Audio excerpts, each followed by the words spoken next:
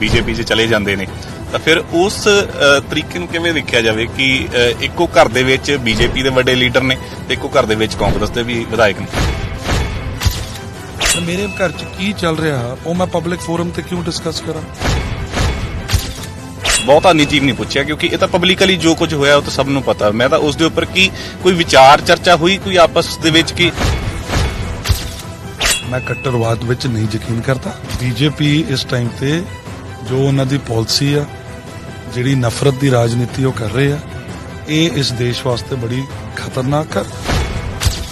ਤੁਹਾਨੂੰ ਕੋਈ ਪੋਲੀਟੀਕਲ ਨੁਕਸਾਨ ਤਾਂ ਨਹੀਂ ਹੋਊਗਾ ਕਿਉਂਕਿ ਕਈ ਵਾਰੀ ਗੱਲਾਂ ਆਪਣੇ ਕਰ ਲੱਗ ਜਾਂਦੇ ਹੁੰਦੇ ਆ ਵੀ ਘਰ ਦੇ ਮੈਂਬਰ ਤਾਂ ਬੀਜੇਪੀ ਦੇ ਵਿੱਚ ਨੇ ਤੇ ਅੰਗਦ ਨੂੰ ਫਿਰ ਕਿਵੇਂ ਆਪਾਂ ਸਪੋਰਟ ਕਰ ਸਕਦੇ ਹਾਂ? ਵਿਰੋਧੀਆਂ ਨੇ ਗੱਲਾਂ ਕਰਨੀਆਂ। ਮੈਂ ਤੁਹਾਨੂੰ ਦੱਸਿਆ ਨਵਾਂ ਸ਼ਹਿਰ ਮੇਰਾ ਪਰਿਵਾਰ ਆ, ਤੁਹਾਨੂੰ ਅਗਲੇ ਮਹੀਨੇ ਪਤਾ ਚੱਲ ਜਾਊਗਾ ਮੇਰਾ ਪਰਿਵਾਰ ਮੇਰੇ ਬਾਰੇ ਕੀ ਸੋਚਦਾ। ਇਹ ਤਾਂ ਵੀ ਗੱਲ ਕਹੀ ਜਾਂਦੀ ਤੁਹਾਡੀ ਤਾਂ ਸੱਜੀਆਂ ਖੱਬੀਆਂ ਬਾਹਾਂ ਨਹੀਂ ਤੁਹਾਡੇ ਨਾਲ ਖੜੀਆਂ, ਕੋਈ ਆਮ ਆਦਮੀ ਪਾਰਟੀ 'ਚ ਚਲਾ ਗਿਆ, ਕੋਈ ਕੈਪਟਨ ਸਾਹਿਬ ਦੇ ਨਾਲ ਚਲਾ ਗਿਆ। ਪਿਛਲੀ ਵਾਰੀ ਅੰਗਦ ਸੈਣੀ ਦੇ ਖਿਲਾਫ ਅੰਗਦ ਸੈਣੀ ਦੇ ਤਾਇਆ ਜੀ ਨੇ ਇਲੈਕਸ਼ਨ ਲੜੀ ਸੀਗੀ ਕਿ ਉਹ ਮੇਰੇ ਪਰਿਵਾਰਕ ਮੈਂਬਰ ਸੱਜੀ ਖੱਬੀ ਬਾਹਾਂ ਨਹੀਂ ਸੀਗੀਆਂ। ਪਿਛਲੀ ਵਾਰੀ ਆਮ ਆਦਮੀ ਪਾਰਟੀ ਦੀ ਟਿਕਟ ਦਾ ਸੌਦਾ ਮੇਰੇ ਤਾਇਆ ਜੀ ਨੇ ਕੀਤਾ ਸੀਗਾ, ਚਰਨਜੀਤ ਚੰਨੀ, ਉਹਨਾਂ ਦਾ ਵੀ ਨਾਂ ਚਰਨਜੀਤ ਚੰਨੀ ਆ, ਐਕਸ ਐਮਪੀ ਨੇ, ਹੁਸ਼ਿਆਰਪੁਰ ਤੋਂ ਐਕਸ ਐਮਐਲਏ ਵੀ ਰਹਿ ਚੁੱਕੇ, ਨਵੇਂ ਸ਼ਹਿਰ ਤੋਂ ਆਜ਼ਾਦ ਜਿੱਤੇ ਸੀ। ਪਿਛਲੀ ਵਾਰੀ ਉਹਨਾਂ ਦਾ ਸੌਦਾ ਹੋ ਗਿਆ, ਐਤਕੀ ਕਿਸੇ ਹੋਰ ਦਾ ਸੌਦਾ ਹੋ ਗਿਆ। ਸੋ ਕਾਂਗਰਸ ਵਾਲੇ ਏਦਾਂ ਛਿੱਤਰ ਪਰੇਡ ਤਾਂ ਨਹੀਂ ਕਰਦੇ ਆਪਣੇ ਲੀਡਰਾਂ ਦੀ। ਉੱਥੇ ਕੀ ਹੋਇਆ? ਕੱਲ ਵੀ ਤੁਹਾਡੇ ਵੀ ਮੋਗੇ ਦੇ ਵਿੱਚ ਬਥੇਰਾ ਕੁਝ ਹੋ ਜਾਣਾ ਸੀ, ਪੁਲਿਸ ਨੇ ਪਰੇਡ ਤਾਂ ਨਹੀਂ ਹੋਈ। ਦੇਖੋ, ਰਿਜ਼ੈਂਟਮੈਂਟ ਸ਼ੋ ਕਰਨਾ ਹੋਰ ਗੱਲ ਆ, ਜੁੱਤੀ ਖੋਲ ਕੇ ਹੱਥ ਫੜਨਾ ਹੋਰ ਗੱਲ ਆ। ਉੱਥੇ ਤਾਂ ਚਪੇੜੋਂ ਚਪੇੜੀ ਹੋਏ ਆ, ਤਾਂ ਟਿਕਟਾਂ ਹੀ ਵੇਚ ਦੇਣੀਆਂ। ਸਾਡੇ ਨਵੇਂ ਸ਼ਹਿਰ ਪੁੱਛੋ ਕਿਸੇ ਨੂੰ ਕਿ ਇੱਥੇ ਜੀ ਡਿਜ਼ਰਵਿੰਗ ਕੌਣ ਸੀ ਤੇ ਹੁਣ ਕਿਹਨੂੰ ਦਿੱਤੀ ਆ। ਠੀਕ ਆ, ਹੁਣ ਅੱਜ ਕੱਲ ਮੈਨੂੰ ਸੁਣਨ ਚ ਆ ਰਿਹਾ ਕਿ ਸ਼ਾਇਦ ਇਸ ਤੋਂ ਉੱਪਰ ਵੀ ਕੋਈ ਸੌਦਾ ਕਰਨ ਨੂੰ ਫਿਰਦੇ ਆ।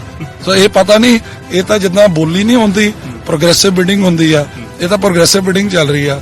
ਹੁਣ ਇੱਕ ਨਾਲ ਸੌਦਾ ਹੋ ਗਿਆ, ਕੱਲ ਨੂੰ ਪਤਾ ਨਹੀਂ ਕਿਸੇ ਨੇ ਵੱਧ ਦੇ ਦੇਣੇ, ਉਹਨੂੰ ਦੇ ਦੇਣੀ ਆ। ਸੋ ਇਹਨਾਂ ਦਾ ਪਤਾ ਨਹੀਂ ਕੀ ਸਿਸਟਮ ਆ। ਉਹ ਕਹਿੰਦੇ ਵੀ ਉਹਨਾਂ ਨੂੰ ਸਵਾਲ ਇੱਕ ਜ਼ਰੂਰ ਪੁੱਛਿਓ, ਕਹਿੰਦੇ 4.5 ਸਾਲ ਉਹਨਾਂ ਨੇ ਹਾਊਸ ਟੈਕਸ ਦੀ ਇੱਕ ਲੈਟਰ ਆਈ ਸੀ ਉਹਨਾਂ ਕੋਲ, ਉਹ ਕਹਿੰਦੇ ਕਿ ਗਵਾਚ ਗਈ। 4.5 ਸਾਲ ਬਾਅਦ ਉਹਨਾਂ ਨੂੰ ਹੁਣ ਉਹ ਐਪਲੀਕੇਸ਼ਨ ਲੱਭੀ ਹੈ। ਕੋਈ ਇਸ ਤਰੀਕੇ ਹਾਊਸ ਟੈਕਸ ਜਿਹੜੇ ਹੁੰਦੇ ਨੇ, ਹਾਊਸ ਟੈਕਸ ਦੀ ਕੋਈ ਉਹਨਾਂ ਨੇ ਸਵਾਲ ਕੀਤਾ, ਕਹਿੰਦੇ ਪੁੱਛਿਓ ਜ਼ਰੂਰ ਉਹਨਾਂ ਨੂੰ। 2017 ਚ ਕਾਂਗਰਸ ਪਾਰਟੀ ਦੀ ਇੱਕ ਗਵਰਨਮੈਂਟ ਆਪਣੀ ਜਦ ਗਵਰਨਮੈਂਟ ਬਣੀ, ਲੋਕਲ ਗਵਰਨਮੈਂਟ ਡਿਪਾਰਟਮੈਂਟ ਨੇ ਇੱਕ ਐਡਵਾਈਜ਼ਰੀ ਜਾਰੀ ਕੀਤੀ ਸਾਰੀ ਯੂਐਲਬੀਜ਼ ਨੂੰ, ਮੈਂ ਤੁਹਾਨੂੰ ਚਿੱਠੀ ਵੀ ਸ਼ੇਅਰ ਕਰ ਦੂੰਗਾ, ਕਿ ਜਿਹੜੇ ਡਿਵੈਲਪਮੈਂਟ ਚਾਰजेस ਆ ਉਹ ਘੱਟ ਰੱਖੇ ਜਾਣ ਤਾਂ ਕਿ ਲੋਕੀ ਆਪਣੇ ਨਕਸ਼ਾ ਪਾਸ ਕਰਾ ਸਕਣ। ਅਨਫੋਰਚੂਨੇਟਲੀ ਕਿਉਂਕਿ ਮੈਂ ਇੰਨੀ ਇਨ ਡੈਪਥ ਮੈਨੂੰ ਨੌਲੇਜ ਨਹੀਂ ਸੀ, 26 ਸਾਲ ਮੇਰੀ ਉਮਰ ਸੀ, ਮੇਰੇ ਲਈ ਵੀ ਨਵਾਂ ਐਕਸਪੀਰੀਅੰਸ ਸੀ। ਹੁਣ ਜ਼ਰੂਰੀ ਤਾਂ ਹੈ ਨਹੀਂ ਕਿ ਸੌਂ ਚੱਕਦੇ ਹੀ ਸਾਰਾ ਕੁਝ ਦਿਮਾਗ 'ਚ ਫਿੱਟ ਹੋ ਜਾਣਾ, ਅਕਸਰ ਐਕਸਪੀਰੀਅੰਸ ਨੂੰ ਸਮਾਂ ਤਾਂ ਲੱਗਦਾ ਹੀ ਆ। 80 ਕਾਂਗਰਸ ਪਾਰਟੀ ਦੇ ਵਿਧਾਇਕ ਸੀਗੇ। 80 ਚੋਂ ਜੇ 2 ਵਾਰੀ ਕਿਸੇ ਵੀ ਕਾਂਗਰਸ ਪਾਰਟੀ ਦੇ ਵਿਧਾਇਕ ਨੂੰ ਜਿਹੜਾ ਸੜਕਾਂ ਤੇ ਬਹਿ ਕੇ ਆਪਣੀ ਸਰਕਾਰ ਦੇ ਖਿਲਾਫ ਧਰਨਾ ਲਾਣਾ ਪਿਆ, ਉਹ ਅੰਗਦ ਸਿੰਘ ਨੂੰ ਲਾਣਾ ਪਿਆ। ਔਰ ਉਹ ਧਰਨਾ ਕੋਈ ਕਾਂਗਰਸ ਪਾਰਟੀ ਦੇ ਖਿਲਾਫ ਨਹੀਂ ਸੀ, ਉਹ ਕੈਪਟਨ ਅਮਰਿੰਦਰ ਸਿੰਘ ਦੀ ਗਲਤ ਨੀਤੀਆਂ ਦੇ ਖਿਲਾਫ ਸੀ। ਐਸਐਸਪੀ ਦੇ ਖਿਲਾਫ ਹੀ ਤੁਹਾਨੂੰ ਧਰਨਾ ਲਾਉਣਾ ਪਿਆ, ਉਹ ਵੀ ਤੁਸੀਂ ਕਿਹਾ ਸੀਗਾ ਕਿ ਇਹ ਮੇਰੀ ਜ਼ਮੀਨ ਦਾ ਰੌਲਾ ਚੱਲ ਰਿਹਾ, ਤਾਂ ਇਸ ਕਰਕੇ ਹੀ ਐਸਐਸਪੀ ਦੇ ਭਰਾ ਨੇ, ਉਹ ਵੀ ਤੁਹਾਡੇ ਆਪਣਾ ਹੀ ਐਮਪੀ ਸੀਗਾ, ਉਹਦੇ ਭਰਾ ਦੇ ਵੱਲੋਂ ਹੀ ਇਹ ਸਭ ਕੁਝ ਕੀਤਾ ਗਿਆ। ਕੀ ਗੱਲ ਆਪਣੀ ਪਾਰਟੀ ਦੇ ਵਿੱਚ ਹੀ ਇੰਨੀ ਗੱਟ? ਸਾਡੀ ਗੱਲ ਨਹੀਂ ਸੁਣ ਰਹੀ ਕੈਪਟਨ ਸਾਹਿਬ, ਸਰਕਾਰ ਨਹੀਂ, ਕੈਪਟਨ ਸਾਹਿਬ ਸਾਡੀ ਗੱਲ ਨਹੀਂ ਸੁਣ ਰਹੇ। ਆਪਾਂ ਸੜਕਾਂ ਤੇ ਜਾ ਕੇ ਬਹਿ ਗਏ ਤਾਂ ਹੁਣ ਸਾਨੂੰ ਕੀ ਰੌਲਾ ਜੀ ਸੜਕ ਤੇ ਬੈਠ। ਸ਼ਿਕਾਇਤ ਮੈਂ ਤੁਹਾਨੂੰ ਜ਼ਰੂਰ ਕਰਨੀ ਚਾਹੂੰਗਾ ਕਿ ਜਿਹੜੇ ਤੁਸੀਂ ਬੋਰਡ ਵੱਡੇ ਲਾਏ ਨੇ ਜਿਹਦੇ ਉੱਪਰ ਲਿਖਿਆ ਕਿ ਸਾਡੀ ਸਰਕਾਰ ਨੇ ਐ ਕੀਤਾ, ਸਾਡੀ ਸਰਕਾਰ ਨੇ ਬਿਜਲੀ ਸਸਤੀ ਕਰਤੀ, ਉਹਦੇ ਥੱਲੇ ਤੁਸੀਂ 2 ਹੈਲਪਲਾਈਨ ਨੰਬਰ ਦਿੱਤੇ ਆ, ਉਹ ਦੋਵੇਂ ਨੰਬਰ ਬੰਦ ਨੇ ਤੁਹਾਡੇ। ਮੇਰੇ ਆਫਿਸ ਦੀ ਮੇਰੀ ਗਰੁੱਪ ਡਿਸਕਸ਼ਨ ਹੁੰਦੀ ਆ, ਡੇਲੀ ਔਨ ਐਵਰੇਜ 15 ਤੋਂ 20 ਹੈਲਪਲਾਈਨ ਨੰਬਰ ਤੇ ਫੋਨ ਆਉਂਦੇ ਆ। ਬੰਦੇ ਦਾ ਨਾਂ, ਉਹਦਾ ਪਿਤਾ ਦਾ ਨਾਂ, ਉਹਦਾ ਐਡਰੈਸ, ਉਹਦਾ ਇਸ਼ੂ। ਮੈਂ ਕਹਿੰਦਾ ਵੀ ਹੋਣਗੇ, ਇਦਾਂ ਤੁਸੀਂ ਕਰਦੇ ਹੋਵੋਗੇ, ਪਰ ਅੱਜ ਤੁਸੀਂ ਆਪਦੀ ਟੀਮ ਨੂੰ ਕਿਉਂ ਜ਼ਰੂਰ ਕਿ ਅੱਜ ਨੰਬਰ ਬੰਦ ਆਉਂਦੇ ਸੀਗੇ, 1:14 ਨੇ ਦੋਵੇਂ ਨੰਬਰਾਂ ਦੇ ਫੋਨ ਲਾਏ ਪਰ ਨੰਬਰ ਦੋਵੇਂ ਬੰਦ ਸੀ। ਵਿਧਾਨ ਸਭਾ ਚੋਣਾਂ ਦੇ ਲਈ ਸਿਆਸਤਦਾਨਾਂ ਦੇ ਵੱਲੋਂ ਕਮਰ ਕੱਸੇ ਕਰ ਲਏ ਗਏ ਨੇ। ਹੁਣ 1 ਮਿੰਟ ਦਾ ਵੀ ਵੇਲ ਨਹੀਂ ਹੈ ਕਿਉਂਕਿ ਪ੍ਰਚਾਰ ਸਿਖਰਾਂ ਦੇ ਉੱਪਰ ਹੈ, ਚੋਣ ਜਾਬਤਾ ਲੱਗ ਚੁੱਕਾ ਹੈ। 5 ਸਾਲ ਦੇ ਵਿੱਚ ਸਿਆਸਤਦਾਨਾਂ ਨੇ ਆਪਣੀ ਮਰਜ਼ੀ ਕੀਤੀ ਤਾਂ ਹੁਣ ਲੋਕਾਂ ਨੇ ਫਤਵਾ ਦੇਣਾ ਹੈ।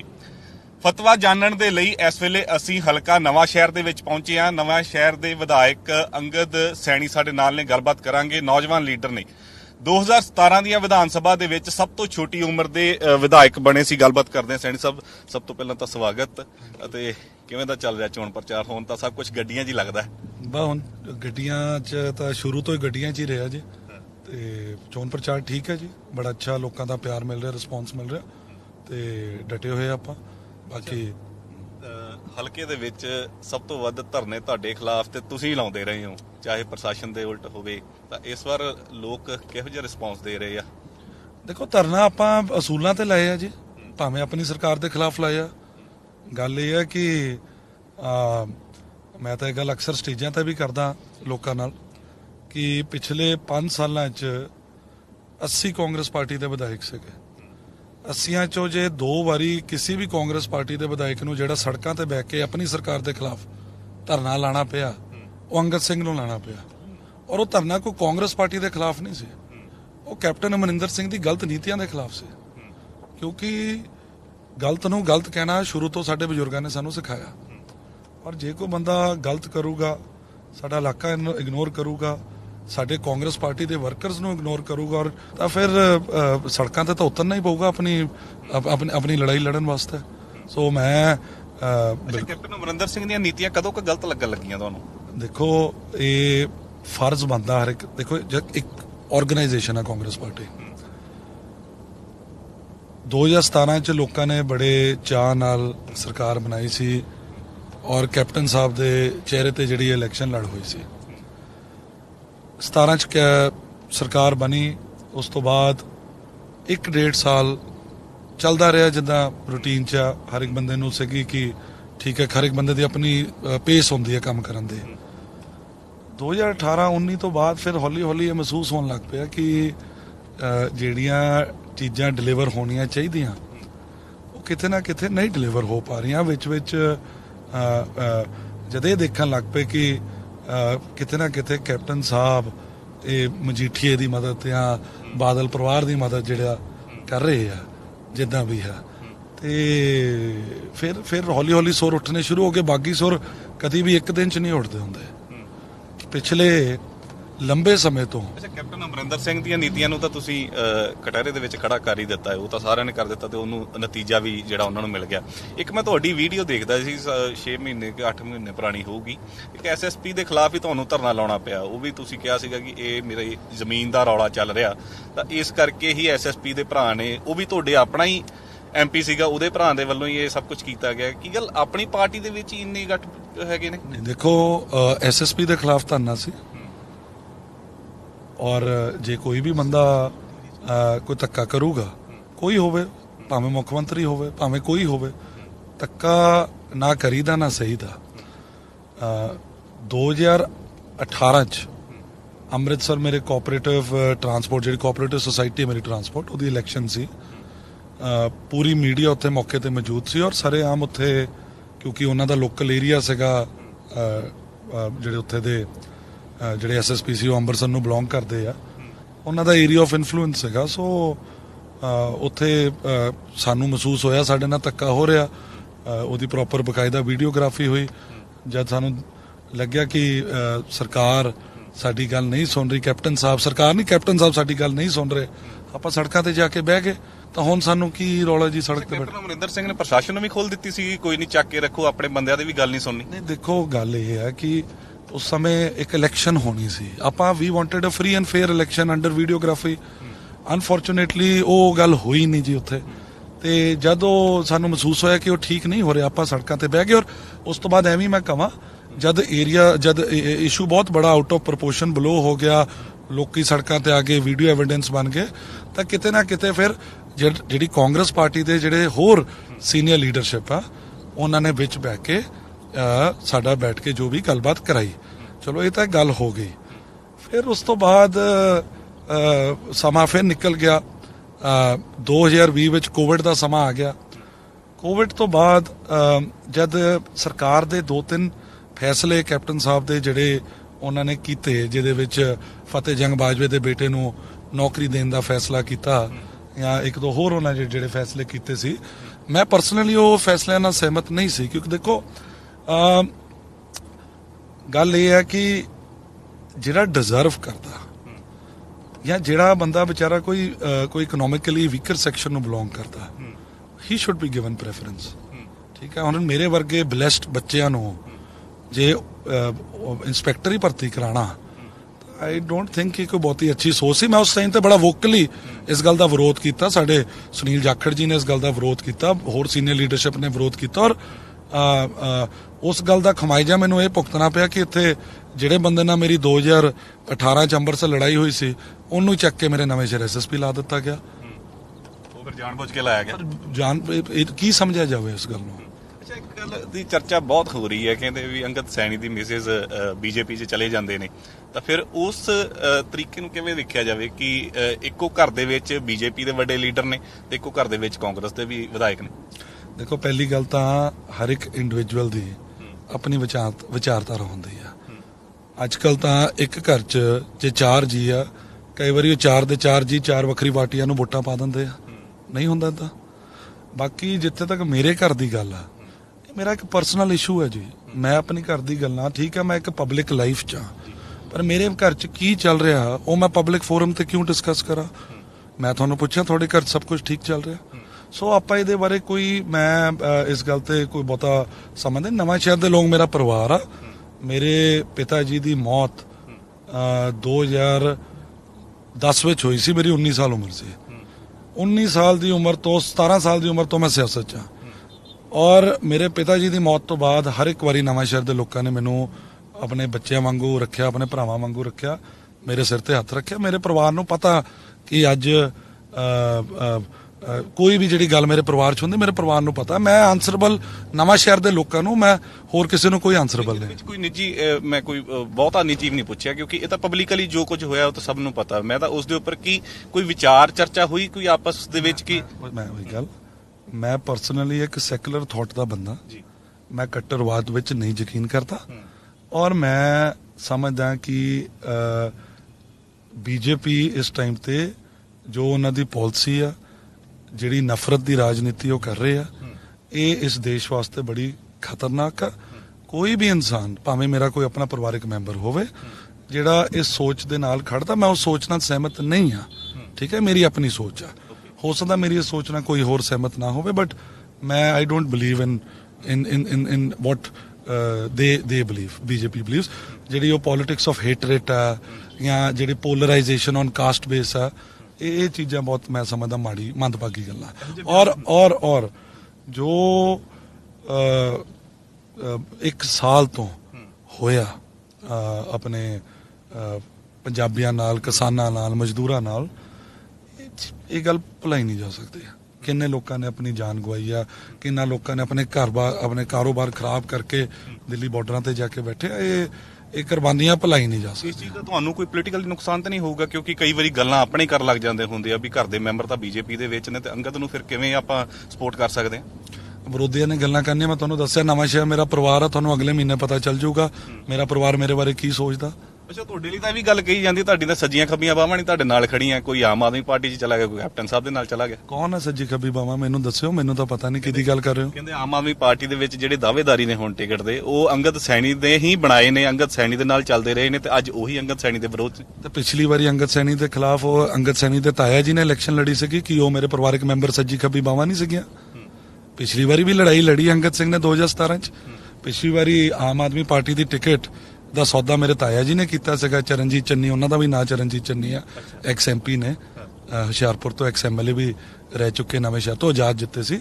ਪਿਛਲੀ ਵਾਰੀ ਉਹਨਾਂ ਦਾ ਸੌਦਾ ਹੋ ਗਿਆ, ਐਤਕੀ ਕਿਸੇ ਹੋਰ ਦਾ ਸੌਦਾ ਹੋ ਗਿਆ। ਸੋ ਸੌਦਾ ਕੀ ਹੋਇਆ? ਸੌਦਾ ਕੀ ਸ਼ਬਦ ਤਾਂ ਜੋ ਲੋਕਾਂ ਦੀ ਆਵਾਜ਼ ਹੈ ਜੀ। ਮੈਂ ਤਾਂ ਦੇਖੋ, ਮੈਂ ਕਿਹੜਾ ਉੱਥੇ ਕੋ ਬੈਠਿਆ ਜਾਂ ਮੈਨੂੰ ਪਤਾ ਕਿ ਕੀ ਹੋਇਆ ਕੀ ਨਹੀਂ ਹੋਇਆ। ਗੱਲ ਇਹ ਆ ਕਿ ਜਿਹੜੇ ਵਰਕਰ, ਕਿਸੇ ਵੀ ਪਾਰਟੀ ਦੇ ਵਰਕਰ ਹੁੰਦੇ, ਉਹ ਰੀੜ ਦੀ ਹੱਡੀ ਹੁੰਦੇ ਪਾਰਟੀ ਦੇ। ਜਿਹੜੇ ਲੋਕ ਪਿਛਲੇ ਲੰਬੇ ਸਮੇਂ ਤੋਂ ਇਸ ਸੰਘਰਸ਼ ਨਾਲ ਜੁੜੇ ਸੀ, ਆਮ ਆਦਮੀ ਪਾਰਟੀ ਨਾਲ ਜੁੜੇ ਸੀ, 2012 ਦੇ ਅੰਨਾ ਹਜ਼ਾਰਾ ਮੂਵਮੈਂਟ ਤੋਂ ਚੱਲੇ ਸੀ, ਪਹਿਲਾਂ ਉਹਨਾਂ ਨੂੰ ਇਗਨੋਰ ਕਰਕੇ 2017 ਚ ਪੈਰਾਸ਼ੂਟ ਰਾਹੀਂ ਮੇਰੇ ਤਾਇਆ ਜੀ ਨੂੰ ਟਿਕਟ ਦੇ ਦਿੱਤੀ ਗਈ ਸੀ। ਅੱਛਾ, ਮੈਨੂੰ ਹੋਰ ਤਾਂ ਪਤਾ ਨਹੀਂ ਹੁਣ ਤਾਂ ਕੀ ਹੋਇਆ ਸੌਦਾ, ਮੈਨੂੰ ਇਹ ਨਹੀਂ ਪਤਾ, ਪਰ ਘਰ ਦੀ ਗੱਲਾਂ ਤਾਂ ਘਰਦਿਆਂ ਨੂੰ ਪਤਾ ਹੀ ਹੁੰਦੀ ਆ। ਤਾਏ ਵਾਲੇ ਸੌਦੇ ਦੀ ਦੱਸ ਦਿਓ। ਉਹ ਹੁਣ ਮੈਂ ਚਲੋ ਰਿਕਾਰਡ ਤੇ ਕਿਉਂ ਦੱਸਣੇ, ਮੈਂ ਹੁਣ ਅਕਸਰ ਮੇਰਾ ਤਾਇਆ, ਤਾਂ ਮੈਨੂੰ ਤਾਂ ਖਿਆਲ ਰੱਖਣਾ ਹੀ ਪਊਗਾ, ਉਹਨੂੰ ਆਫ ਰਿਕਾਰਡ ਦੱਸ ਦੂੰਗਾ ਕਿੰਨੇ ਦਾ ਹੋਇਆ, ਪਰ ਇਹ ਲੋਕਾਂ ਨੂੰ ਪਤਾ ਕਿ ਹੋਇਆ ਸੀ ਜਾਂ ਨਹੀਂ ਹੋਇਆ ਸੀ। ਪੈਸਿਆਂ 'ਚ ਹੋਇਆ?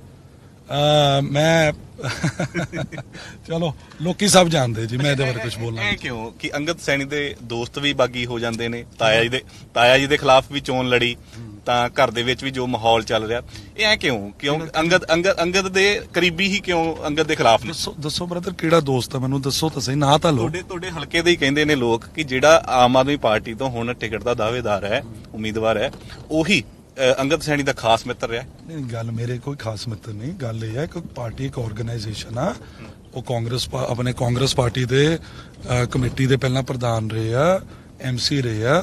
ਇਸ ਵਾਰੀ ਕਮੇਟੀ ਦੀ ਇਲੈਕਸ਼ਨ ਸੀਗੀ, ਉਹ ਦੁਬਾਰਾ ਪ੍ਰਧਾਨ ਬਣਨਾ ਚਾਹੁੰਦੇ ਸੀਗੇ, ਤਾਂ ਮੇਰੇ ਸ਼ਹਿਰ ਦੀ ਜੋ ਆਵਾਜ਼ ਸੀ, ਮੈਂ ਤਾਂ ਲੋਕਾਂ ਦੀ ਆਵਾਜ਼ ਸੁਣਨੀ ਆ।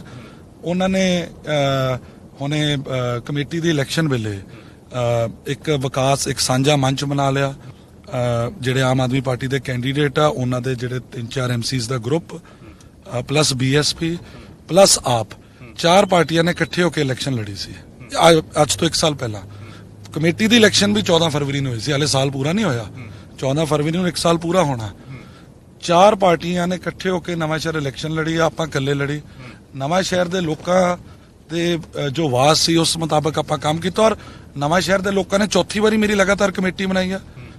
ਹੁਣ ਸਾਲ ਪਹਿਲਾਂ ਇਲੈਕਸ਼ਨ ਹੋਈ ਆ, ਸਾਰੀ ਪਾਰਟੀਆਂ ਇੱਕ ਪਾਸੇ ਸੀ, ਫਿਰ ਵੀ ਨਵਾਂ ਸ਼ਹਿਰ ਦੇ ਲੋਕਾਂ ਨੇ ਸਾਡੇ ਵੇ ਆਫ ਵਰਕਿੰਗ ਵਿੱਚ, ਸਾਡੀ ਫੰਕਸ਼ਨਿੰਗ 'ਚ, ਜਿਹੜੇ ਤੁਸੀਂ ਮੇਰੇ ਸੋ ਕਾਲਡ ਦੋਸਤ ਕਹਿ ਰਹੇ ਹੋ, ਉਹ ਮੇਰੇ ਤੋਂ ਸਾਲ ਪਹਿਲਾਂ ਇਲੈਕਸ਼ਨ ਲੜ ਚੁੱਕੇ ਆ ਸ਼ਹਿਰ ਵਿੱਚ, ਤੇ ਲੋਕਾਂ ਨੇ ਕੀ ਰਿਜ਼ਲਟ ਦਿੱਤਾ? ਅੱਜ ਕਮੇਟੀ ਦਾ ਪ੍ਰਧਾਨ ਕੌਣ ਆ, ਕਮੇਟੀ ਕਿਹਦੀ ਆ? ਇਸ ਗੱਲ 'ਚ ਤੁਹਾਨੂੰ ਆਪਣੀ ਗੱਲ ਦਾ ਜਵਾਬ ਮਿਲ ਜਾਣਾ ਚਾਹੀਦਾ। ਇੱਕ ਗੱਲ ਦਾ ਸ਼ਿਕਾਇਤ ਮੈਂ ਤੁਹਾਨੂੰ ਜ਼ਰੂਰ ਕਰਨੀ ਚਾਹੂੰਗਾ ਕਿ ਜਿਹੜੇ ਤੁਸੀਂ ਬੋਰਡ ਵੱਡੇ ਲਾਏ ਨੇ ਜਿਹਦੇ ਉੱਪਰ ਲਿਖਿਆ ਕਿ ਸਾਡੀ ਸਰਕਾਰ ਨੇ ਐ ਕੀਤਾ, ਸਾਡੀ ਸਰਕਾਰ ਨੇ ਬਿਜਲੀ ਸਸਤੀ ਕਰਤੀ, ਉਹਦੇ ਥੱਲੇ ਤੁਸੀਂ 2 ਹੈਲਪਲਾਈਨ ਨੰਬਰ ਦਿੱਤੇ ਆ, ਉਹ ਦੋਵੇਂ ਨੰਬਰ ਬੰਦ ਨੇ ਤੁਹਾਡੇ। ਨਹੀਂ, ਬਿਲਕੁਲ ਨਹੀਂ, ਐਬਸੋਲੂਟਲੀ ਮੇਰੀ ਹੁਣੇ ਗੱਲ ਹੋਈ ਆ, ਤੁਸੀਂ ਮੈਂ ਨੰਬਰ ਲਾ ਕੇ ਦਿਖਾ ਦਿੰਦਾ, ਮੈਂ ਨੰਬਰ ਨੋਟ ਕੀਤੇ ਸੀਗੇ। ਕੋਈ ਨੈਟਵਰਕ ਇਸ਼ੂ ਹੋ ਸਕਦਾ, ਕੁਛ ਹੈ, ਮੈਨੂੰ ਡੇਲੀ ਮੇਰੇ ਕੋਲ ਐਕਸਲ ਸ਼ੀਟ ਆਉਂਦੀ ਆ, ਮੈਂ ਤੁਹਾਨੂੰ ਆਪਣਾ ਸ਼ੋਅ ਕਰ ਦਿੰਦਾ ਰਿਕਾਰਡ, ਮੈਨੂੰ ਕਰ ਲਿਓ। ਮੈਂ ਤੁਹਾਨੂੰ ਦੱਸਦਾ 1:19 ਤੇ ਆਹ ਨੰਬਰ ਤੁਹਾਡੇ ਨੇ। ਮੇਰੀ ਰਿਕੁਐਸਟ ਆ, ਮੈਂ ਤੁਹਾਡੇ ਨਾਲ ਆਪਣੀ ਡੇਲੀ ਐਕਸਲ ਸ਼ੀਟ ਕਰ ਦਿੰਦਾ, ਮੇਰਾ ਸਿਸਟਮੈਟਿਕ ਤਰੀਕਾ, ਮੈਂ ਇੱਕ ਐਜੂਕੇਟਿਡ ਆਦਮੀ ਆ, ਮੇਰੀ ਅੱਛੀ ਐਜੂਕੇਸ਼ਨ ਆ, I have got decent amount of, ਮੇਰੇ ਘਰ ਦੇ ਅਫੋਰਡ ਕਰ ਸਕਦੇ ਸੀ, ਮੈਂ ਸਹੀ ਜਿੱਥੇ ਪੜ ਸਕਦਾ ਸੀ ਪੜਿਆ। ਗੱਲ ਇਹ ਹੈ ਕਿ ਜੋ ਮੇਰੇ ਹੈਲਪਲਾਈਨ ਨੰਬਰ ਹੈ, ਰੋਜ਼ ਸ਼ਾਮ ਨੂੰ ਮੇਰੇ ਆਫਿਸ ਦੀ ਮੇਰੀ ਗਰੁੱਪ ਡਿਸਕਸ਼ਨ ਹੁੰਦੀ ਆ, ਡੇਲੀ ਔਨ ਐਵਰੇਜ 15 ਤੋਂ 20 ਹੈਲਪਲਾਈਨ ਨੰਬਰ ਤੇ ਫੋਨ ਆਉਂਦੇ ਆ, ਬੰਦੇ ਦਾ ਨਾਂ, ਉਹਦਾ ਪਿਤਾ ਦਾ ਨਾਂ, ਉਹਦਾ ਐਡਰੈਸ, ਉਹਦਾ ਇਸ਼ੂ। ਮੈਂ ਕਹਿੰਦਾ ਵੀ ਹੋਣਗੇ, ਇਦਾਂ ਤੁਸੀਂ ਕਰਦੇ ਹੋਵੋਗੇ, ਪਰ ਅੱਜ ਤੁਸੀਂ ਆਪਦੀ ਟੀਮ ਨੂੰ ਕਿਉਂ ਜ਼ਰੂਰ ਕਿ ਅੱਜ ਨੰਬਰ ਬੰਦ ਆਉਂਦੇ ਸੀਗੇ, 1:14 ਤੇ ਦੋਵੇਂ ਨੰਬਰਾਂ ਦੇ ਫੋਨ ਲਾਏ, ਪਰ ਨੰਬਰ ਦੋਵੇਂ ਬੰਦ ਸੀ। ਮੈਂ ਚੈੱਕ ਕਰਾ ਲੂੰਗਾ, ਪਰ ਜੋ ਮੇਰੇ ਕੋਲ ਪਿਛਲੇ ਅੱਜ ਦੇ ਨਹੀਂ ਹੈਲਪਲਾਈਨ ਨੰਬਰ ਚੱਲੇ ਬੜੀ ਦੇਰ ਦੇ, ਇਹ ਮੈਂ ਤੁਹਾਡੇ ਨਾਲ ਸ਼ੇਅਰ ਕਰ ਲੂੰਗਾ, ਤੁਸੀਂ ਉਹ ਵੀ ਸ਼ੇਅਰ ਕਰ ਲਓ ਕਿ ਪਿਛਲੇ 1-1.5 ਮਹੀਨੇ ਚ ਜੋ ਸ਼ਿਕਾਇਤਾਂ ਆਈਆਂ, ਉਹਦੇ ਐਡਰੈਸਲਸ ਕਿੰਨੇ ਹੋ ਚੁੱਕੇ ਆ, ਉਹ ਸਾਰਾ ਰਿਕਾਰਡ ਮੇਰੇ ਕੋਲ ਹੈਗਾ, ਮੈਂ ਤੁਹਾਡੇ ਨਾਲ ਸ਼ੇਅਰ ਕਰ ਲੂੰਗਾ। ਯੂਥ ਦੇ ਤੁਸੀਂ ਨੇਤਾ ਹੋ, ਸਭ ਤੋਂ ਛੋਟੀ ਉਮਰ ਦੇ ਤੁਸੀਂ MLA ਬਣੇ, ਤਾਂ ਹਲਕੇ ਦੇ ਵਿੱਚ ਨੌਜਵਾਨ ਦੇ ਪੱਖ ਤੋਂ ਕੁਝ ਵੱਖਰਾ ਕੀ ਕੀਤਾ ਕਿ ਜਾਂ ਫਿਰ ਬਾਕੀਆਂ ਵਾਂਗੂ ਹੀ ਸਭ ਕੁਝ ਕਰਨ ਦੀ ਕੋਸ਼ਿਸ਼ ਕੀਤੀ? ਮੈਨੂੰ ਬਹੁਤ ਖੁਸ਼ੀ ਹੋਈ ਤੁਸੀਂ ਮੈਨੂੰ ਇਹ ਸਵਾਲ ਪੁੱਛਿਆ, ਕਿਉਂਕਿ 26 ਸਾਲ ਦੀ ਉਮਰ ਵਿੱਚ ਮੈਨੂੰ ਇਹ ਨਵਾਂ ਸ਼ਹਿਰ ਦੇ ਲੋਕਾਂ ਨੇ ਮਾਣ ਬਖਸ਼ਿਆ ਸੀ, ਔਰ ਇੱਕ ਨੌਜਵਾਨ ਹੋਣ ਦੇ ਨਾਤੇ ਮੇਰਾ ਫਰਜ਼ ਬਣਦਾ ਕਿ ਮੈਂ ਨੌਜਵਾਨਾਂ ਪ੍ਰਤੀ ਸੋਚਾਂ। ਔਰ ਮੈਂ ਤੁਹਾਨੂੰ ਦੱਸਣਾ ਚਾਹੁੰਦਾ ਬ੍ਰਦਰ, ਤੁਸੀਂ ਮੇਰੇ ਵਿਧਾਨ ਸਭਾ ਹਲਕੇ 'ਚ ਮੇਰੇ ਨਾਲ ਘੁੰਮ ਰਹੇ ਹੋ, ਤੁਸੀਂ ਮੇਰੇ ਪਿੰਡਾਂ 'ਚ ਮੇਰੇ ਨਾਲ ਜਾਓਗੇ, ਤੁਸੀਂ ਜੋ ਪਹਿਲਾਂ ਇਸ ਇਲਾਕੇ ਦੀ ਸੜਕਾਂ ਦੇ ਹਾਲਾਤ ਸੀਗੇ ਉਹ ਵੀ ਤੁਸੀਂ ਹੁਣ ਵੀ ਦੇਖ ਸਕਦੇ ਹੋ, ਬਾਅਦ 'ਚ ਤੁਸੀਂ ਮੇਰੇ ਨਾਲ ਹੁਣ ਜਾਣਾ ਹੀ ਆ, ਤੁਹਾਨੂੰ ਦਿਸ ਜਾਊਗਾ ਆਪੇ। ਪਿਛਲੇ 5 ਸਾਲਾਂ 'ਚ ਜਿੰਨੀ ਵੀ ਮੇਰੀ PWD ਦੀ ਸੜਕਾਂ ਸੀ ਨਵੇਂ ਸ਼ਹਿਰ ਦੀਆਂ, ਸਾਰੀਆਂ ਮੈਂ ਰਿਪੇਅਰ ਕਰਾਈਆਂ। 700 ਕਿਲੋਮੀਟਰ ਤੋਂ ਵੱਧ ਜਿਹੜੀ ਮੰਡੀ ਬੋਰਡ ਦੀ ਸੜਕਾਂ ਸੀਗੀਆਂ ਉਹਦੀ ਰਿਪੇਅਰ ਹੋਈ ਆ, ਨਵੀਆਂ ਬਣਾਈਆਂ। 70 ਕਿਲੋਮੀਟਰ ਸੜਕਾਂ ਪਿਛਲੇ 5 ਸਾਲਾਂ 'ਚ 10 ਫੁੱਟ ਤੋਂ 18 ਫੁੱਟ ਚੌੜੀਆਂ ਕਰਾਈਆਂ। ਮੈਂ ਸਪੈਸ਼ਲ ਧਿਆਨ ਐਜੂਕੇਸ਼ਨ ਵੱਲ ਦਿੱਤਾ, ਸਪੈਸ਼ਲ। ਮੇਰੇ ਵਿਧਾਨ ਸਭਾ ਹਲਕੇ 'ਚ ਜਿਹੜਾ ਮੇਰਾ ਮੇਨ ਸਕੂਲ ਹੈ ਨਵਾਂ ਸ਼ਹਿਰ ਦਾ ਸੀਨੀਅਰ ਸੈਕੰਡਰੀ ਸਕੂਲ, ਮੈਂ ਤੁਹਾਨੂੰ ਬੇਨਤੀ ਕਰੂੰਗਾ ਜਾਂਦੇ ਇੱਕ ਵਾਰੀ ਵਿਜ਼ਿਟ ਜ਼ਰੂਰ ਕਰਿਓ, ਆਪਣਾ ਕੈਮਰਾ ਨਾਲ ਲਾ ਕੇ ਜਾ ਕੇ, ਕਿਉਂਕਿ ਕਈ ਵਾਰੀ ਲੀਡਰਾਂ ਦੀ ਗੱਲਾਂ ਤੇ ਲੋਕਾਂ ਨੂੰ ਥੋੜਾ ਘੱਟ ਯਕੀਨ ਹੁੰਦਾ, ਪਰ ਜਿਹੜੀ ਚੀਜ਼ ਕੈਮਰੇ 'ਚ ਆ ਜਾਣੀ ਉਹ ਕਿਸੇ ਤੋਂ ਲੁਕਣੀ ਨਹੀਂ।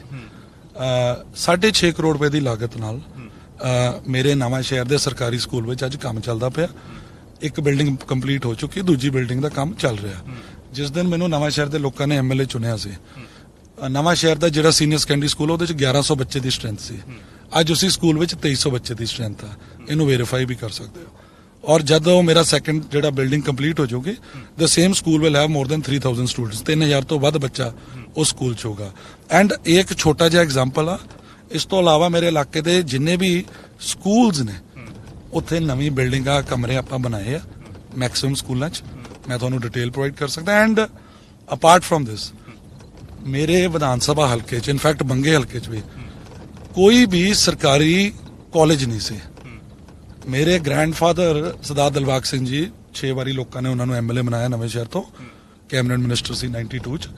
ਉਹਨਾਂ ਨੇ 18 ਏਕੜ ਜਗ੍ਹਾ ਪਿੰਡ ਸ਼ੋਕਰਾਂ ਵਿੱਚ ਅਕਵਾਇਰ ਕੀਤੀ ਸੀ ਪੰਚਾਇਤ ਤੋਂ ਮੰਗ ਕੇ ਟੂ ਬਿਲਡ ਸਰਕਾਰੀ ਕਾਲਜ। ਠੀਕ ਹੈ, ਉਹਦੀ 4 ਦੀਵਾਰੀ ਵੀ ਹੋ ਗਈ।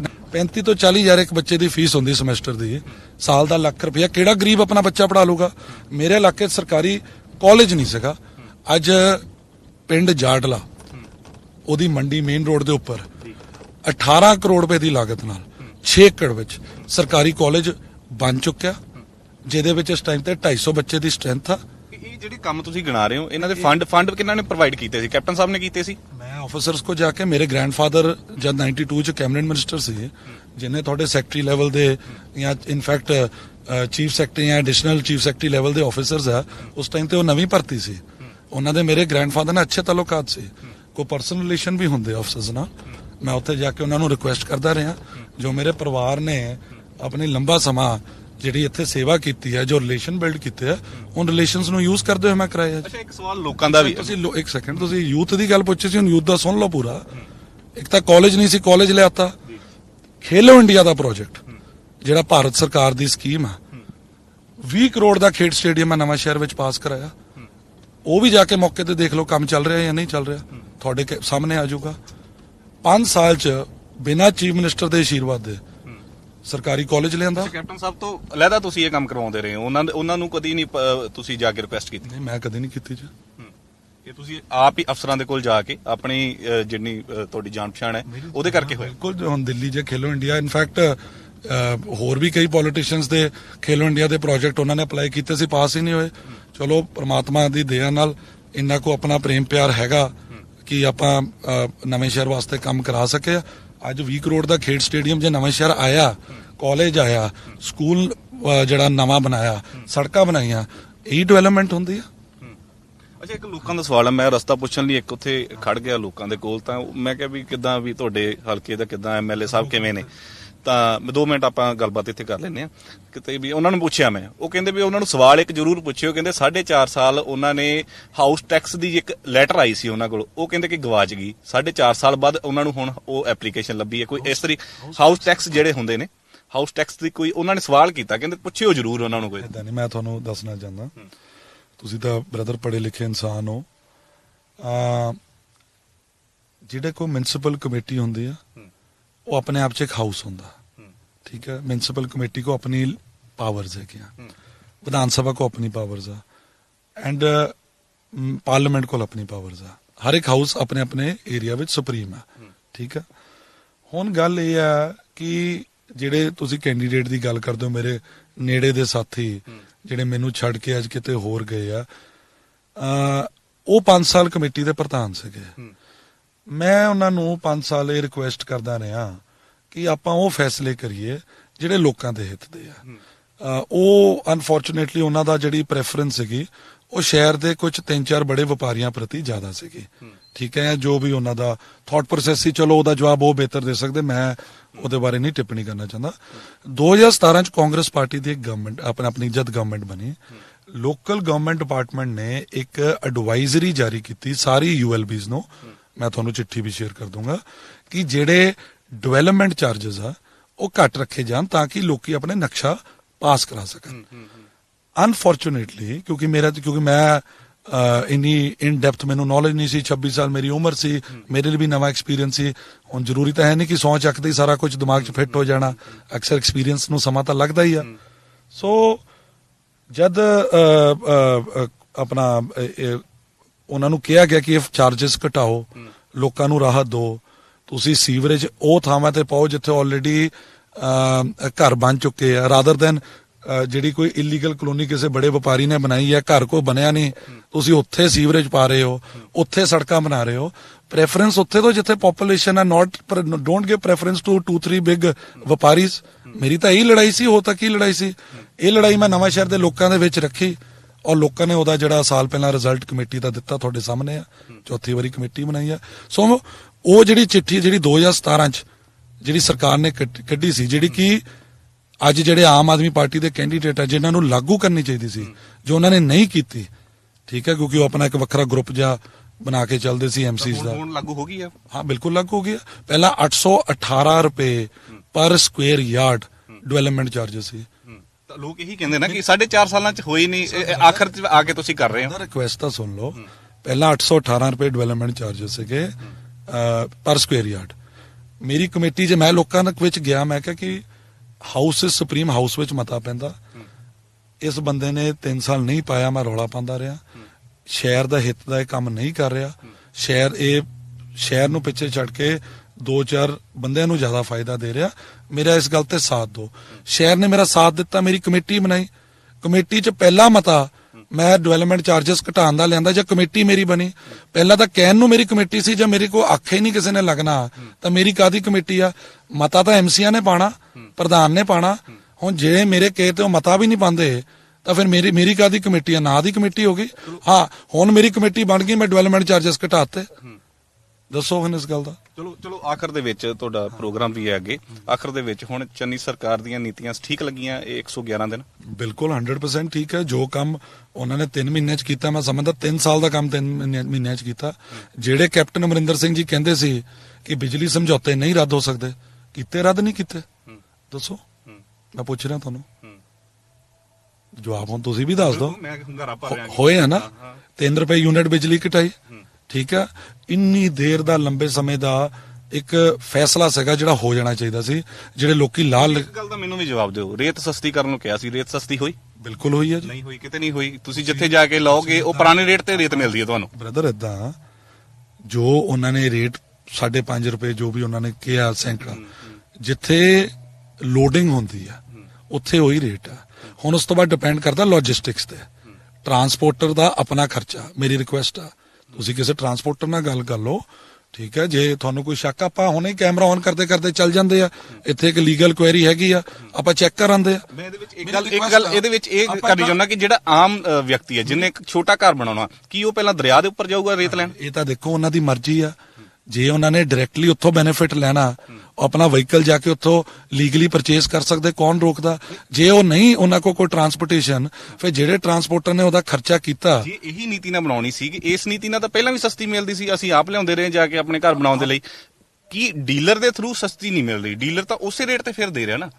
ਹੁਣ ਬ੍ਰਦਰ ਗੱਲ ਏਦਾਂ ਕਿ ਜੇ ਇਹਨੂੰ ਸਕ੍ਰੈਪ ਕਰ ਦਿੰਦੇ, ਟੋਟਲੀ ਨੂੰ ਫ੍ਰੀ ਕਰ ਦਿੰਦੇ, ਜਿਹੜੇ ਬੰਦਿਆਂ ਨੇ ਟੈਂਡਰ ਚੱਕਿਆ, ਜਿਨ੍ਹਾਂ ਨੇ ਆਕਸ਼ਨ ਉਠਾਈ ਹੋਈ ਆ, ਠੀਕ ਹੈ, ਠੇਕੇਦਾਰਾਂ ਨੇ, ਉਹਨਾਂ ਨੇ ਹਾਈ ਕੋਰਟ ਜਾ ਕੇ ਸਟੇ ਨਹੀਂ ਲੈ ਕੇ ਆਣਾ ਸੀਗਾ। ਫਿਰ ਤੁਸੀਂ ਕਹਿਣਾ ਸੀ ਤੁਸੀਂ ਕੀਤਾ ਕੀ, ਗੱਲਾਂ ਬੜੀਆਂ ਕੀਤੀਆਂ। ਇੱਕ ਮਿਡਲ ਰਸਤਾ ਲੱਭਿਆ ਗਿਆ ਜਿਹਦੇ ਨਾਲ ਕੋਈ ਲੀਗਲ ਅੜਚਨ ਵੀ ਨਾ ਆਵੇ, ਠੇਕੇਦਾਰ ਹਾਈ ਕੋਰਟ ਵੀ ਨਾ ਜਾਣ ਔਰ ਲੋਕਾਂ ਨੂੰ ਵੀ ਰਾਹਤ ਮਿਲੇ। ਅੱਜ ਇੰਟੈਂਸ਼ਨ ਸਾਫ਼ ਆ, ਠੀਕ ਹੈ ਜੀ। ਬਾਕੀ ਇਹਨੂੰ ਤਾਂ ਜਿੱਦਾਂ ਮਰਜ਼ੀ ਜਿਹੜਾ ਮਰਜ਼ੀ ਰੰਗ ਦੇ ਦਿਓ। ਬਾਕੀ ਮੇਰੀ ਰਿਕੁਐਸਟ ਆ, ਤੁਸੀਂ ਜੇ ਤੁਹਾਨੂੰ ਲੱਗਦਾ ਕਿ ਕੋਈ ਇਸ ਗੱਲ 'ਚ ਦਿੱਕਤ, ਆਪਾਂ ਹੁਣੇ ਹੀ ਚੱਲ ਪੈਂਦੇ ਆ, ਇੱਥੇ ਨਾਲ ਹੀ ਹੈਗਾ, ਆਪਾਂ ਜਾ ਕੇ ਦੇਖ ਆਂਦੇ ਕੀ ਰੇਟ ਆ। ਉੱਥੇ ਤਾਂ ਠੀਕ ਹੈ, ਪਰ ਡੀਲਰ ਉਹੀ ਰੇਟ ਤੇ ਦੇ ਰਿਹਾ। ਚਲੋ ਡੀਲਰ ਨੂੰ ਫਿਰ ਜੋ ਟਰਾਂਸਪੋਰਟੇਸ਼ਨ ਪੈਣੀ ਉਹਨੇ ਆਪਣਾ ਖਰਚਾ ਤਾਂ ਕੱਟਣਾ ਹੀ ਹੈ ਨਾ ਜੀ। ਜੇ ਹੁਣ 70 ਕਿਲੋਮੀਟਰ ਦੂਰ ਕੁਐਰੀ ਤੋਂ ਜੇ ਟਰਾਂਸਪੋਰਟੇਸ਼ਨ ਜਾਣੀ ਆ, ਅਗਲੇ ਨੇ ਆਪਣਾ ਡੀਜ਼ਲ ਔਰ ਲੇਬਰ ਦਾ ਖਰਚਾ ਤਾਂ ਕੱਟੂਗਾ। ਮਤਲਬ ਤੁਸੀਂ ਕਹਿੰਦੇ ਹੋ ਕਿ ਜਿਸ ਤਰ੍ਹਾਂ ਚੱਲ ਰਿਹਾ ਠੀਕ ਹੈ। 5 ਰੁਪਏ ਹੈ ਜਿੱਥੇ ਕੁਐਰੀ ਹੁੰਦੀ ਆ, ਜਿੱਥੇ ਐਕਚੁਅਲ ਉਹ ਮਾਈਨਿੰਗ ਹੁੰਦੀ ਆ, ਉੱਥੇ 5.5 ਰੁਪਏ। ਉਸ ਤੋਂ ਬਾਅਦ depending on logistics and distance, ਉੱਥੇ ਫਿਰ ਉਸ ਹਿਸਾਬ ਨਾਲ ਹੋਊਗਾ ਜੀ। ਅੱਛਾ, ਆਖਰ ਦੇ ਵਿੱਚ ਮੈਂ ਤੁਹਾਡੀ ਨਿੱਜੀ ਰਾਏ ਜਾਣਨਾ ਚਾਹੁੰਦਾ ਕਿ ਰੇੜਕਾ ਚੱਲ ਰਿਹਾ ਕਿ ਮੁੱਖ ਮੰਤਰੀ ਦਾ ਚਿਹਰਾ ਕੌਣ ਹੋਊਗਾ ਪਾਰਟੀ ਦੇ ਵਿੱਚ? ਤੁਸੀਂ ਕਿਹਨੂੰ ਦੇਖਣਾ ਚਾਹੁੰਦੇ ਹੋ, ਸਿੱਧੂ ਸਾਹਿਬ ਨੂੰ, ਚੰਨੀ ਸਾਹਿਬ ਨੂੰ ਕਿ ਜਾਖੜ ਸਾਹਿਬ ਨੂੰ? ਗੱਲ ਇਹ ਆ, ਸਾਰੇ ਹੀ ਸਤਿਕਾਰਯੋਗ ਨੇ। ਇਹ ਜਿਹੜਾ ਫੈਸਲਾ ਕਾਂਗਰਸ ਪਾਰਟੀ ਦੇ ਹਾਈ ਕਮਾਂਡ ਦਾ, ਅੱਜ ਚੰਨੀ ਸਾਹਿਬ ਨੇ 3 ਮਹੀਨੇ 'ਚ ਬਹੁਤ ਅੱਛੇ ਕੰਮ ਕੀਤੇ, ਲੋਕਾਂ ਦਾ ਦਿਲ ਜਿੱਤਿਆ, ਠੀਕ ਹੈ ਜੀ। ਅੱਜ ਲੋਕੀ ਕਾਂਗਰਸ ਪਾਰਟੀ ਔਰ ਉਹਦੀ ਨੀਤੀਆਂ ਨੂੰ ਠੀਕ ਸਮਝਦੇ। ਜੋ ਕੰਮ ਪਹਿਲਾਂ ਹੋਣੇ ਚਾਹੀਦੇ ਸੀ, ਕੈਪਟਨ ਸਾਹਿਬ ਦੇ ਹੱਥੀ ਹੋਣੇ ਚਾਹੀਦੇ ਸੀ, ਜਿਹੜੇ ਕਿ ਅਨਫੋਰਚੂਨੇਟਲੀ ਨਹੀਂ ਹੋ ਸਕੇ, ਠੀਕ ਹੈ। ਅੱਜ ਉਹ ਕੰਮ ਚੰਨੀ ਸਾਹਿਬ ਕਰਕੇ ਦਿਖਾ ਰਹੇ ਆ, ਠੀਕ ਹੈ। ਬਾਕੀ ਜਾਖੜ ਸਾਹਿਬ ਹੋਣ, ਸਿੱਧੂ ਸਾਹਿਬ ਹੋਣ, ਇਨ ਲੋਕਾਂ ਨੇ 4.5 ਸਾਲ ਜਿੰਨਾ ਚਿਰ ਕੈਪਟਨ ਸਾਹਿਬ ਮੁੱਖ ਮੰਤਰੀ ਰਹੇ ਆ, ਕਿ ਨਵਜੋਤ ਸਿੱਧੂ ਰੌਲਾ ਨਹੀਂ ਪਾਉਂਦਾ ਸੀਗਾ ਕਿ ਕੈਪਟਨ ਸਾਹਿਬ ਗਲਤ ਕੰਮ ਕਰ ਰਹੇ ਆ? ਕਿ ਸੁਨੀਲ ਜਾਖੜ ਨਹੀਂ ਬੋਲਦੇ ਸੀ? ਕਿ ਚੰਨੀ ਸਾਹਿਬ ਨਹੀਂ ਰੌਲਾ ਪਾਉਂਦੇ ਸੀ? ਕਿ ਸੁੱਖੀ ਰੰਧਾਵਾ ਨਹੀਂ ਪਾਉਂਦਾ ਸੀ? ਗੱਲ ਇਹ ਆ ਕਿ ਰੌਲਾ ਇਹਨਾਂ ਦੀ ਆਪਸ ਚ ਨਹੀਂ ਬਣ ਰਹੀ। ਰੰਧਾਵਾ ਸਾਹਿਬ ਆਏ ਇੱਕ ਪਾਸੇ ਤੁਰੇ ਫਿਰਦੇ ਨੇ, ਚੰਨੀ ਸਾਹਿਬ ਇੱਕ ਪਾਸੇ ਤੁਰੇ ਫਿਰਦੇ। ਇਹ ਪੋਲੀਟੀਕਲ ਬਿਆਨਬਾਜ਼ੀ ਆ। ਰਾਣਾ ਗੁਰਜੀਤ ਰਾਣਾ ਕਹਿੰਦੇ ਸਿੱਧੂ ਜਿਹਦੀ ਹਮਾਇਤ ਕਰਦਾ ਉਹ ਪਾਰਟੀ ਛੱਡ ਰਿਹਾ। ਤੁਹਾਡੇ ਪਰਿਵਾਰ 'ਚ ਜੇ 5 ਮੈਂਬਰ ਆ, ਪੰਜਾਂ ਦੀ ਸਾਰਿਆਂ ਨਾਲ ਹਮੇਸ਼ਾ ਬਣਦੀ ਹੁੰਦੀ ਆ। ਸਾਡੇ ਮੋਢੀ ਨੇ ਜਿਹੜੇ ਉਹ ਐਂਡ ਆਫ ਦਾ ਡੇ ਪਰਿਵਾਰ ਹੁੰਦਾ। ਜੇ ਕਿਸੇ ਨਾਲ ਕੋਈ ਡਿਫਰੈਂਸ ਦਾ ਓਪੀਨੀਅਨ ਹੈਗਾ, ਜੇ ਪਰਿਵਾਰਾਂ 'ਚ ਹੋ ਸਕਦੇ, ਪਾਰਟੀ 'ਚ ਕਿਉਂ ਨਹੀਂ ਹੋ ਸਕਦੇ? It is healthy for democracy. ਜੇ ਡਿਫਰੈਂਸ ਆਫ ਓਪੀਨੀਅਨ ਆ, ਕਾਂਗਰਸ 'ਚ ਤਾਂ ਇਹ ਗੱਲ ਕਹੀ ਜਾਂਦੀ, ਕਹਿੰਦੇ ਮੁੱਖ ਮੰਤਰੀ ਦੀ ਲੜਾਈ ਹੈ। ਲੜਾਈ ਸਿਰਫ ਕੁਰਸੀ ਦੀ ਹੈ। ਇੱਕ ਕੋਈ ਕਾਦੀ ਮੁੱਖ ਮੰਤਰੀ ਦੀ ਲੜਾਈ ਆ? ਕਾਂਗਰਸ ਦਾ ਬੜਾ ਸਿੰਪਲ ਆ। ਆਪਣੇ ਸੀਐਮ ਸਾਹਿਬ ਨੇ ਸਟੇਟਮੈਂਟ ਦਿੱਤੀ ਆ, ਹਾਈ ਕਮਾਂਡ ਨੇ ਸਟੇਟਮੈਂਟ ਦਿੱਤੀ ਆ ਕਿ ਇਹ ਜਿਹੜੀ ਇਲੈਕਸ਼ਨ ਆ ਕਲੈਕਟਿਵ ਲੀਡਰਸ਼ਿਪ ਦੇ ਚਿਹਰੇ ਨਾਲ ਲੜੀ ਜਾ ਰਹੀ ਆ, ਜਿਹਦੇ ਵਿੱਚ ਚੰਨੀ ਸਾਹਿਬ ਸਾਡਾ ਚਿਹਰਾ, ਜਿਹਦੇ ਵਿੱਚ ਜਾਖੜ ਸਾਹਿਬ ਸਾਡਾ ਚਿਹਰਾ, ਸਿੱਧੂ ਸਾਹਿਬ ਸਾਡੇ ਚਿਹਰੇ ਆ, ਆਪਣੇ ਜਿੰਨੇ ਹੋਰ ਬਾਕੀ ਸੀਨੀਅਰ ਲੀਡਰਸ਼ਿਪ ਆ ਉਹ ਚਿਹਰਾ। ਚਿਹਰੇ ਤੋਂ ਜੇ ਚੋਣ ਲੜਦੇ ਤਾਂ ਨੁਕਸਾਨ ਨਹੀਂ ਹੋਊਗਾ? ਕਾਹਦਾ ਜੀ, ਬਿਨਾਂ ਇਹ ਚਿਹਰੇ ਹੀ ਆ ਜੀ, ਹੋਰ ਬਿਨਾਂ ਕਿਹੜਾ? ਇਹ ਤਾਂ ਚਿਹਰੇ ਜ਼ਿਆਦੇ ਹੋ ਗਏ ਨਾ, ਫਿਰ ਇਹ ਤਾਂ ਸਾਰੇ ਮੁੱਖ ਮੰਤਰੀ ਹੋ ਗਏ। ਮੈਨੂੰ ਇੱਕ ਗੱਲ ਦੱਸੋ, ਜੋ ਲੋਕਾਂ ਦੀ ਆਵਾਜ਼ ਹੋਊਗੀ ਪੰਜਾਬ ਦੀ ਕਿ ਜਿਹਨੂੰ ਮੁੱਖ ਮੰਤਰੀ ਉਹ ਦੇਖਣਾ ਚਾਹੁੰਦੇ ਆ, ਕਾਂਗਰਸ ਪਾਰਟੀ ਉਹਨੂੰ ਹੀ ਬਣਾਉਗੀ। ਪਹਿਲੀ ਗੱਲ ਤਾਂ ਬੜੀ ਕਲੀਅਰ ਆ। ਦੂਜੀ ਗੱਲ, ਕਿਉਂਕਿ ਲੋਕਾਂ ਨੇ ਜੇ ਸਾਨੂੰ ਤਾਕਤ ਦਿੱਤੀ ਤਾਂ ਲੋਕਾਂ ਦੀ ਜਿਹੜੀ ਸੈਂਟੀਮੈਂਟਸ ਨੂੰ ਰਿਸਪੈਕਟ ਕਰਨਾ ਵੀ ਪਾਰਟੀ ਦਾ ਫਰਜ਼ ਬਣਦਾ। ਨੰਬਰ 2, ਜਿਹੜੀ ਤੁਸੀਂ ਗੱਲ ਕਰ ਰਹੇ, ਤੁਸੀਂ ਕਾਂਗਰਸ ਬਾਰੇ ਤਾਂ ਪੁੱਛ ਰਹੇ ਹੋ। ਕੇਜਰੀਵਾਲ ਸਾਹਿਬ ਕਹਿੰਦੇ ਸੀ ਕਿ ਸਿੱਖ ਚਿਹਰਾ ਹੋਊਗਾ, ਠੀਕ ਆ, ਉਹਨਾਂ ਦਾ ਮੁੱਖ ਮੰਤਰੀ। ਹਾਲੇ ਤੱਕ ਉਹਨੂੰ ਖੈਰ ਉਹਨਾਂ ਨੇ ਡਿਕਲੇਅਰ ਨਹੀਂ ਕੀਤਾ। ਜਿੰਨੇ ਬੋਰਡ ਲੱਗੇ ਆ ਅਬ ਕੀ ਵਾਰ ਕੇਜਰੀਵਾਲ ਸਰਕਾਰ, ਪਹਿਲਾਂ ਤਾਂ ਉਹ ਦੱਸਣ ਕਿ ਉਹਨਾਂ ਦੀ ਮਨਸ਼ਾ ਕੀ ਆ। ਹਾਂ, ਲੋਕਾਂ ਨੂੰ ਗੁੰਮਰਾਹ ਕਰਦੇ ਆ। ਅਸਲ ਗੱਲ ਇਹ ਆ ਕਿ ਉਹ ਆਪ ਮੁੱਖ ਮੰਤਰੀ ਬਣਨਾ ਚਾਹੁੰਦੇ, ਉਹਨਾਂ ਨੂੰ ਕਿਸੇ ਤੇ ਵੀ ਕੋਈ ਯਕੀਨ ਨਹੀਂ। ਡਿਕਟੇਟਰਸ਼ਿਪ ਤਰੀਕੇ ਨਾਲ ਉਹ ਅੱਜ ਪਾਰਟੀ ਨੂੰ ਚਲਾ ਰਹੇ। ਕੀ ਹੋਇਆ ਰਾਘਵ ਚੱਡੇ ਨਾਲ ਜਲੰਧਰ? ਉਹ ਕਿਹੜੇ ਬੰਦੇ ਸੀ ਜਿਹੜੇ ਬੰਦਿਆਂ ਨੇ ਉਹ ਉਹਨਾਂ ਦੇ ਆਪਣੇ ਸੀਗੇ? ਦੱਸੋ, ਇਹ ਕਾਂਗਰਸ ਵਾਲੇ ਏਦਾਂ ਛਿੱਤਰ ਪਰੇਡ ਤਾਂ ਨਹੀਂ ਕਰਦੇ ਆਪਣੇ ਲੀਡਰਾਂ ਦੀ? ਉੱਥੇ ਕੀ ਹੋਇਆ? ਕੱਲ ਵੀ ਤੁਹਾਡੇ ਵੀ ਮੋਗੇ ਦੇ ਵਿੱਚ ਬਥੇਰਾ ਕੁਝ ਹੋ ਜਾਣਾ ਸੀ। ਪੁਲਿਸ ਨੇ ਪਰੇਡ ਤਾਂ ਨਹੀਂ ਹੋਈ। ਦੇਖੋ, ਰਿਜ਼ੈਂਟਮੈਂਟ ਸ਼ੋ ਕਰਨਾ ਹੋਰ ਗੱਲ ਆ, ਜੁੱਤੀ ਖੋਲ ਕੇ ਹੱਥ ਫੜਨਾ ਹੋਰ ਗੱਲ ਆ। ਉੱਥੇ ਤਾਂ ਚਪੇੜੀ ਹੋਏ ਆ। ਚਪੇੜੀ ਕਿਉਂ ਹੋਏ ਆ? ਜਦ ਟਿਕਟਾਂ ਹੀ ਵੇਚ ਦੇਣੇ ਆ। ਸਾਡੇ ਨਵੇਂ ਸ਼ਹਿਰ ਪੁੱਛੋ ਕਿਸੇ ਨੂੰ ਕਿ ਇੱਥੇ ਜੀ ਡਿਜ਼ਰਵਿੰਗ ਕੌਣ ਸੀ ਤੇ ਹੁਣ ਕਿਹਨੂੰ ਦਿੱਤੀ ਆ। ਠੀਕ ਆ, ਹੁਣ ਅੱਜ ਕੱਲ ਮੈਨੂੰ ਸੁਣਨ ਚ ਆ ਰਿਹਾ ਕਿ ਸ਼ਾਇਦ ਇਸ ਤੋਂ ਉੱਪਰ ਵੀ ਕੋਈ ਸੌਦਾ ਕਰਨ ਨੂੰ ਫਿਰਦੇ ਆ। ਸੋ ਇਹ ਪਤਾ ਨਹੀਂ, ਇਹ ਤਾਂ ਜਿੱਦਾਂ ਬੋਲੀ ਨਹੀਂ ਹੁੰਦੀ, ਪ੍ਰੋਗਰੈਸਿਵ ਬਿਡਿੰਗ ਹੁੰਦੀ ਆ। ਇਹ ਤਾਂ ਪ੍ਰੋਗਰੈਸਿਵ ਬਿਡਿੰਗ ਚੱਲ ਰਹੀ ਆ। ਹੁਣ ਇੱਕ ਨਾਲ ਸੌਦਾ ਹੋ ਗਿਆ, ਕੱਲ ਨੂੰ ਪਤਾ ਨਹੀਂ ਕਿਸੇ ਨੇ ਵੱਧ ਦੇ ਦੇਣੇ, ਉਹਨੂੰ ਦੇ ਦੇਣੀ ਆ। ਸੋ ਇਹਨਾਂ ਦਾ ਪਤਾ ਨਹੀਂ ਕੀ ਸਿਸਟਮ ਆ। ਪਿਛਲੀ ਵਾਰੀ ਉਹ ਸੰਜੇ ਸਿੰਘ ਜੀ ਆਏ, ਉਹ ਇਹਨਾਂ ਦੇ ਪਾਰਟੀ ਦੇ ਲੋਕ ਹੀ ਦੱਸਦੇ ਆ ਜਿਹੜੇ ਕਿ ਪਿਛਲੀ ਵਾਰੀ ਉਹ ਆਪਣਾ ਕਰਕੇ ਕੰਮ ਸਾਰਾ। ਐਤਕੀ ਜੋ ਹੋ ਰਿਹਾ ਉਹ ਤੁਹਾਨੂੰ ਮੇਰੇ ਤੋਂ ਬਿਹਤਰ ਪਤਾ, ਮੈਂ ਉਹਦੇ ਬਾਰੇ ਨਾ ਹੀ ਕੁਝ ਬੋਲਾਂ ਤਾਂ ਬੈਟਰ ਆ। ਧੰਨਵਾਦ ਗੱਲਬਾਤ ਕਰ ਲਈ ਸੈਣੀ ਸਾਹਿਬ, ਤੁਹਾਡੇ ਬਹੁਤ ਰੁਝੇਵੇਂ ਨੇ, ਤੁਸੀਂ ਸਮਾਂ ਦਿੱਤਾ ਉਹਦੇ ਲਈ ਬਹੁਤ ਧੰਨਵਾਦ। ਤਾਂ ਡਿਟੇਲ ਦੇ ਵਿੱਚ ਗੱਲਬਾਤ ਕੀਤੀ ਹੈ ਅੰਗਦ ਸੈਣੀ ਹੋਣਾ ਨੇ, ਨੌਜਵਾਨ ਲੀਡਰ ਨੇ, ਨੌਜਵਾਨਾਂ ਦੇ ਲਈ ਵੀ ਕਹਿੰਦੇ ਕਿ ਬਹੁਤ ਕੁਝ ਕੀਤਾ। ਹਾਲਾਂਕਿ ਕੈਪਟਨ ਅਮਰਿੰਦਰ ਸਿੰਘ ਨੂੰ ਕਦੀ ਇਹਨਾਂ ਨੇ ਰਿਕੁਐਸਟ ਨਹੀਂ ਕੀਤੀ, ਪਰ ਜਿੰਨੇ ਅਫਸਰਾਂ ਨਾਲ ਇਹਨਾਂ ਦੀ ਬਣਦੀ ਰਹੀ ਹੈ, ਇਹਨਾਂ ਦੇ ਗ੍ਰੈਂਡਫਾਦਰ ਨੇ ਬਣਾਈ ਸੀ, ਉਹਨਾਂ ਦਾ ਖਟਿਆ ਹੀ ਇਹ ਖਾ ਰਹੇ ਨੇ। ਤਾਂ ਹਲਕੇ ਦੇ ਵਿੱਚ ਕਾਫੀ ਕੰਮ ਕੀਤੇ ਨੇ। ਹੁਣ ਸਮਾਂ ਆ ਗਿਆ ਏ ਨਤੀਜੇ ਦਾ, ਤਾਂ ਨਤੀਜਾ ਲੋਕ ਦੇਣਗੇ। 10 ਮਾਰਚ ਨੂੰ ਨਤੀਜੇ ਆਉਣਗੇ, 14 ਫਰਵਰੀ ਨੂੰ ਇਲੈਕਸ਼ਨ ਹੋ ਰਹੇ ਨੇ, ਸਿਆਸਤਦਾਨਾਂ ਦਾ ਪੂਰਾ ਜ਼ੋਰ ਲੱਗਾ ਹੋਇਆ ਹੈ। ਲੋਕ ਕਿਸ ਤਰੀਕੇ ਦਾ ਫਤਵਾ ਸੁਣਾਉਂਦੇ ਨੇ ਨਵਾਂ ਸ਼ਹਿਰ ਹਲਕੇ ਨੂੰ, ਇਹ ਦੇਖਣਾ ਬਹੁਤ ਅਹਿਮ ਹੋਊਗਾ। ਕੈਮਰਾਮੈਨ ਮਨੀਸ਼ ਦੇ ਨਾਲ ਮਨਦੀਪ ਸਿੰਘ, ਡੇਲੀ ਪੋਸਟ ਪੰਜਾਬੀ, ਨਵਾਂ ਸ਼ਹਿਰ।